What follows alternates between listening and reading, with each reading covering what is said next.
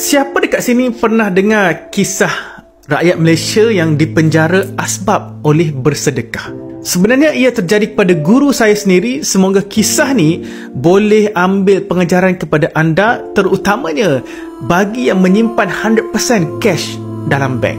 Guru saya, penulis buku Wang Mas, pada tahun 2018 ditangkap dan dipenjara selama 2 tahun akibat tersilap sedekah cuma RM200 kepada akaun kawannya yang berada di Syria. Ketika itu semua aset digital dibekukan, semua akaun bank tak boleh pakai. Dan dalam masa yang sama, beliau terpaksa tinggalkan seorang isteri yang seorang cuma suri rumah bersama 8 orang anak untuk teruskan kehidupan macam biasa. So, macam mana anak-anak mereka nak survive waktu ketiadaan bapa? Hasil daripada tabungan emas secara fizikal dengan sejumlah lebih 1 kilogram lah, mereka mampu bertahan, jalankan rutin macam biasa hasil pada jual, cashkan emas tersebut sikit-sikit.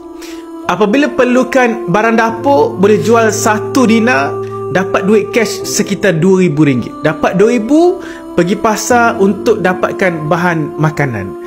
Anak nak masuk sekolah, boleh jual 10 gram yang bernilai RM5,000 untuk kelengkapan sekolah anak mereka.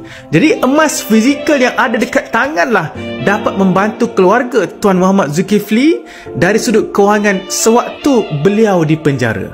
Semua aset beliau dibekukan kecuali emas. Sebab apa? Emas tidak ada dalam sistem kewangan.